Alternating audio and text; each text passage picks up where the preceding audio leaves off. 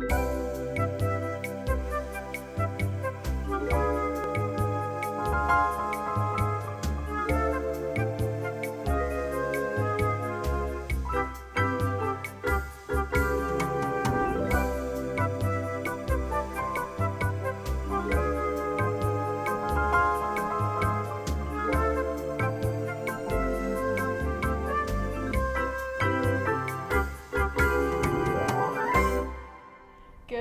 morning, KU. It is Thursday. The sun is not shining, but it's still going to be a great day. I'm RCSA. And I'm Becca Carr. How are you guys today? I know we're doing well.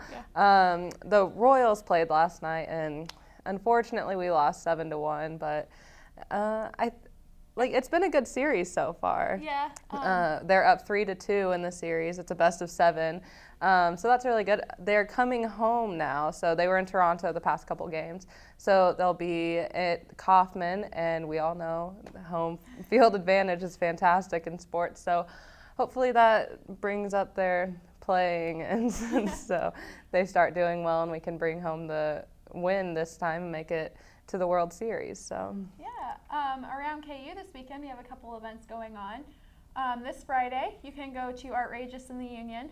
You dress up like your favorite piece of art, appropriately. Obviously, you can't be inappropriate, but and there will be food, and it's free for all students, and that'll be exciting. Also, we have a show going on in Murphy Hall called Joanna Facing Forward. It's the first bilingual show that KU's put on. Yeah. It's in Spanish and English. It should be pretty interesting. $10 in advance and $15 at the door. Right. Yeah, and that was in Murphy Hall, right? Yeah. That sounds really cool. I'm really excited about that. So big news in pop culture. We just found out on Monday that they might be reviving Gilmore Girls. And I don't know about you, Marcia, but that is one of my all-time favorite shows. Yeah. I love it. Watched it growing up with my mom, and it's a perfect series for mother and daughter. So, what are you? Team Jess, Team Dean, Team Logan, the big debate. Okay, so obviously I'm Team Jess. I don't know why anyone wouldn't be. He's really cool. I can respect Team Logan. Yeah? Logan's cool. Dean. No. I'm glad we agree on that part. I am definitely Team Logan. I think that while Rory was a little outlandish in her Team Logan days, I really like that relationship. It's a 4-part series. That's what they're talking about? Yeah. It's supposed to be a 4-part, 90 minutes for each part. So that's an entire movie. There's 4 movies for it. That's what I heard. That's the rumor anyway. That sounds like a lot. Yeah. But it's pretty exciting. She didn't finish off the series, right? Yeah, Amy Sherman-Palladino, the writer and producer of the show, didn't finish off the series, didn't do the last season. So hopefully she has big plans for what she wanted to be done. So hopefully that can happen. Yep. So it's really exciting. In other news, Adele announced that she is releasing another album. It's what we've all been waiting for. So excited for that. It's been 4 years. Right. Rolling in a deep sea of emotions right now. Wow. She wrote a letter. What was that? Oh yeah, a letter to the fans about basically why she hasn't made an album in so long. I read it. It was really sweet, but I read it early in the morning, so I don't really remember what all was on it. I haven't read it at all, but I am so excited. True Adele fan, I can is tell. queen. But yeah, so that's exciting. Yeah. So later on, you will be interviewing. I'm interviewing Meggie Brophy for Camp Kesem, and next we'll have Dallas interviewing Michael Claude for fantasy football. So stick around. Where you go to college makes a statement about you. This place will become a part of you, your identity for life.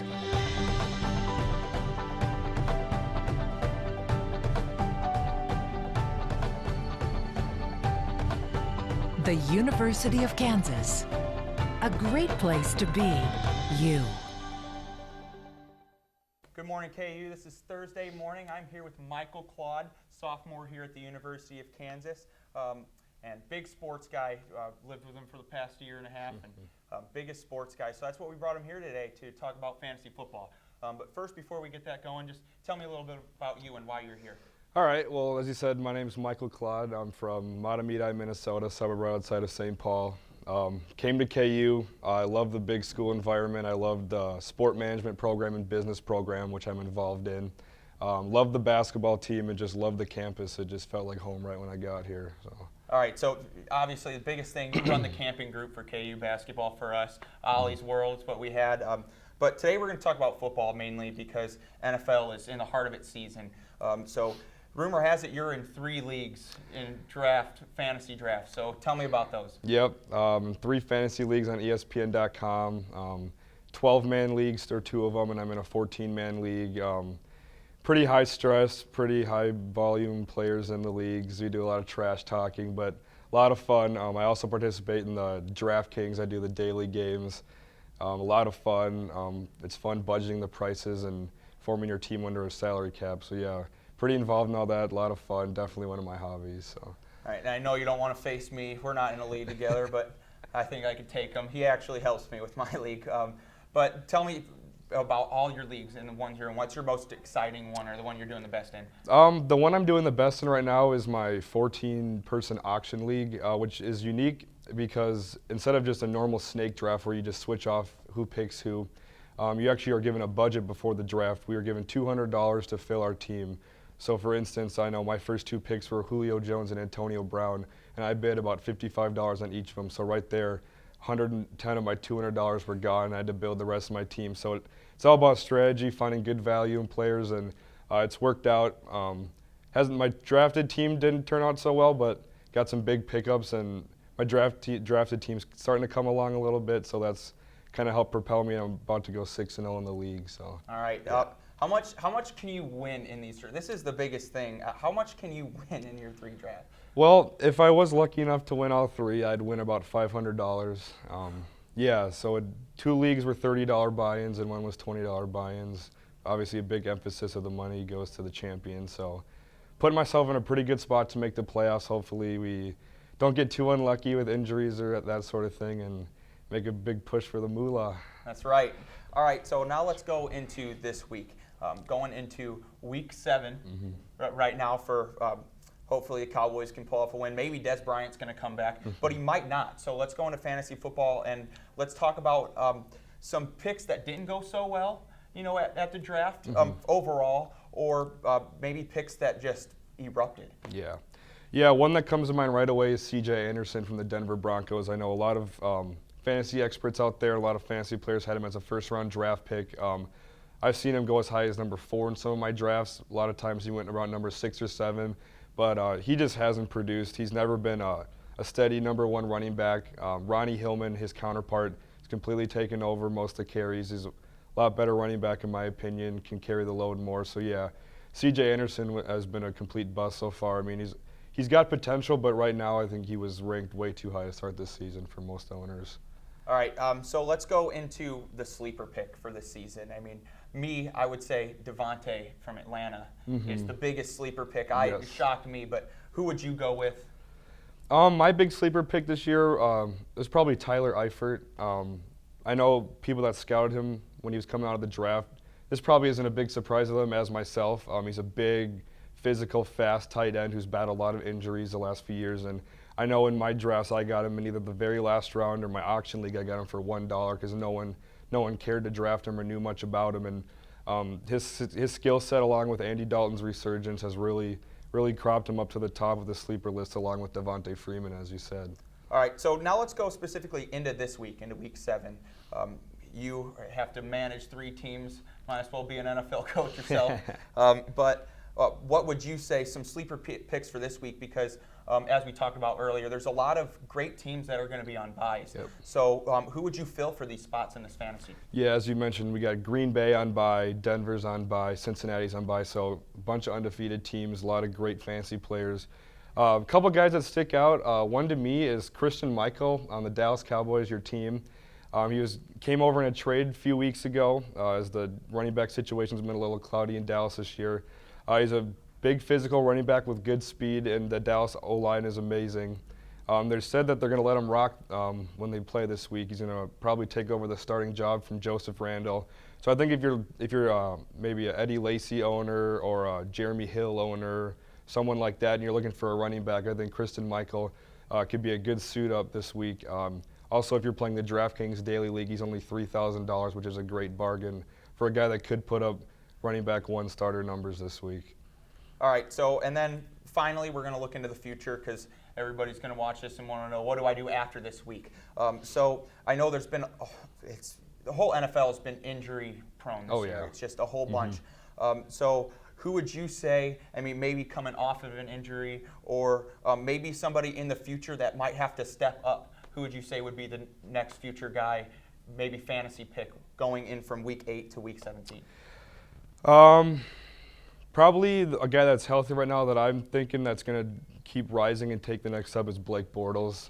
Blake Bortles has really emerged the last few weeks, finally coming out as a quarterback that they drafted so highly. He's getting the ball to Allen Robinson. Allen Hurns are great deep threats for him. It helps a lot. He got his big blanket, Julius Thomas, back from injury. He's got another big body to throw to in the red zone. So I think Blake Bortles is going to keep emerging from week 8 through on. And he's available in about half the leagues on ESPN.com. So, I mean, if you're in a kind of a cloudy quarterback situation, I think Blake Bortles would be a good start the rest of the year. All right, well, that's all I have for you. You heard it from himself. He gives me all my fantasy advice, pretty much helped me with my draft, so he might as well manage 4 leagues. But that's all I have for Michael Claude here, and we will be right back after this break.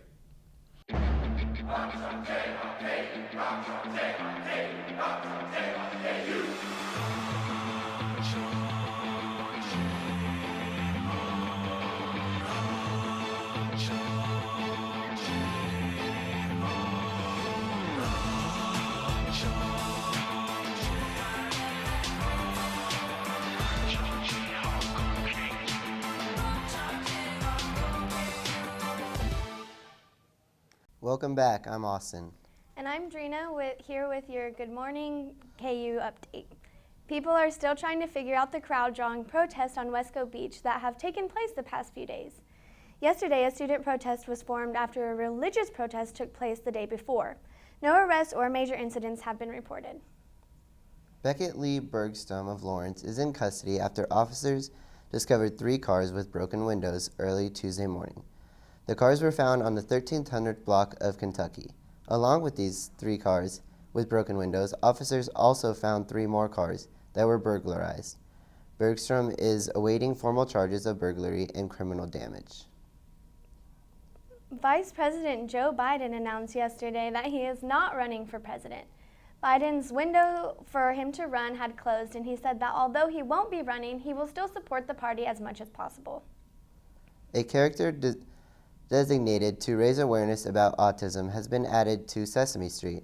The character named Julia plays an essential role in the program called Sesame Street and Autism. See all in Amazing Children. According to the Centers for Disease Control and Prevention, 1 in 68 U.S. children has an autism spectrum disorder. This program will be helpful to those who encounter children with autism. In fact, KU has its own autism program. And Drina, can you talk about it a little bit? Yeah, actually, the program is called Believe Autism Matters, and it is run by my friend Philip Magruder. If you want to look more into it, there actually is a Twitter handle. It is at BAM, that's BAM _KU. The American Academy of Pediatrics released a report Monday to once and for all put to rest any debate about drinking during pregnancy.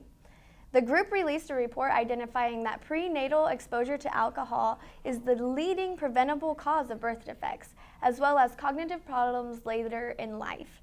They say there is no safe amount of alcohol. Next week is KU's 103rd homecoming week. KU will play in Memorial Stadium against Oklahoma on October 31st.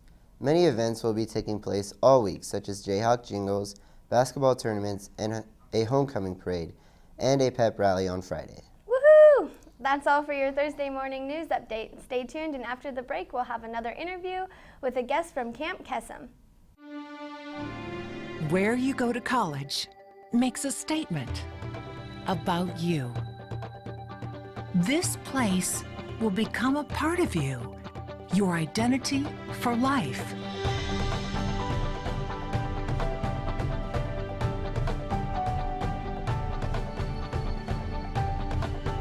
The University of Kansas, a great place to be you.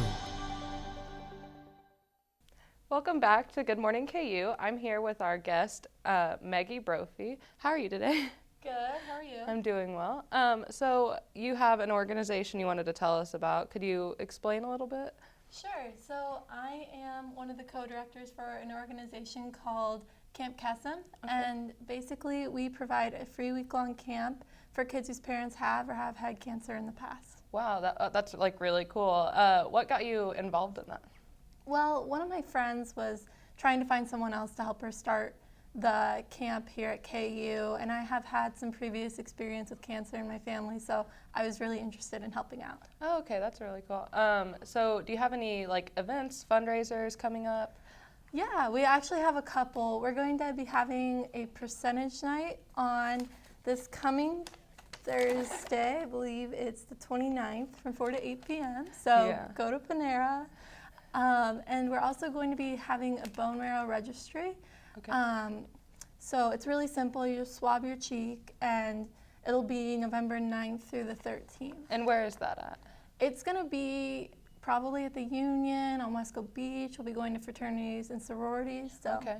lots of places. So is there like a website people could go to find all the information for this, or? Yes, of course. I have the information right here. Just can't remember it.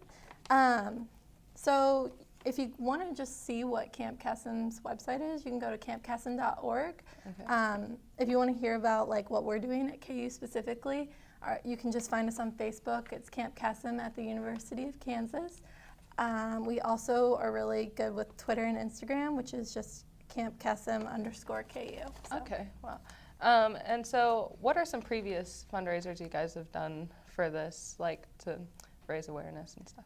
Well, this past weekend we actually did Stuff the Bra in honor of Breast Cancer Awareness Month. We had a couple of our guys wear bras and go around and ask for donations. Oh, that's really cool. Yeah, it's really creative. So is there anything else you'd like to add on this, or? Not really, just if anyone wants to get involved, to let us know. If they have any good fundraising ideas, we're trying to raise $30,000, so it's kind of, it's a lot of fundraising to do, so we're open to new ideas. Yeah. And how would you recommend people help getting involved? Well, we have a bunch of general body meetings that are every other month or so, so coming to those, and if you are really interested, our counselor apps will be coming out in the next couple weeks. So. Awesome. And where were these meetings at? Just kind of all over. Usually in the meeting. Usually in the Union. Oh, okay. And are they posted on like the social media accounts? Yeah, they'll be on our Facebook and Twitter. Awesome. Well, thank you so much for coming in today. Thanks for having me. And we'll be right back with your weather.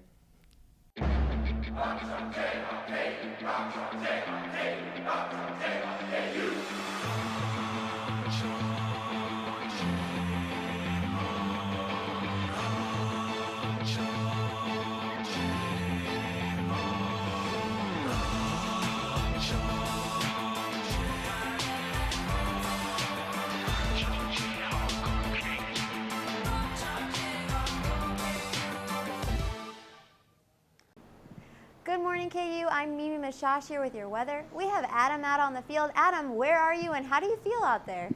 Hi, Mimi. I'm at the roof of the Union right now. It's a little cool right now. There's a breeze coming through, but I'm still comfortable. It looks like it's a little cloudy out here right now. It maybe might rain later in the day. That is correct, Adam. We are looking at some rain later tonight. We have actually a pretty high chance for rain later tonight.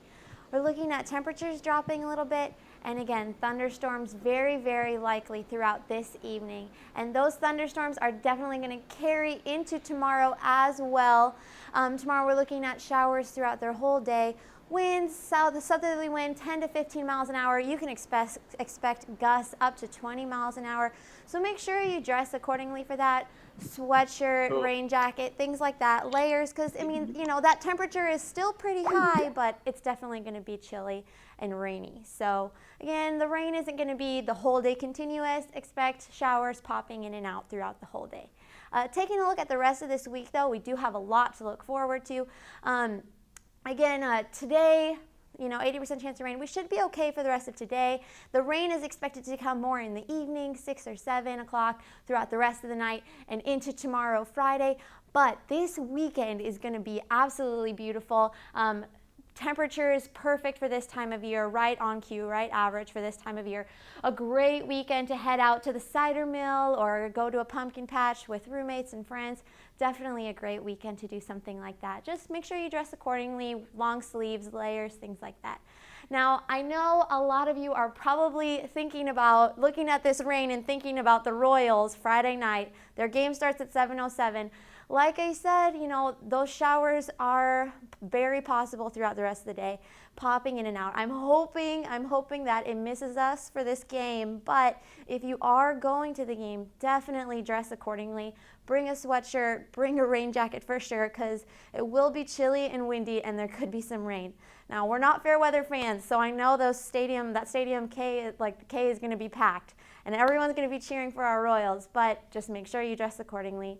That's it for your news and weather today. Thank you so much for tuning in. I'm Meggie Mishash here with Good Morning KU. Tune in next week for more news and weather. Thank you so much.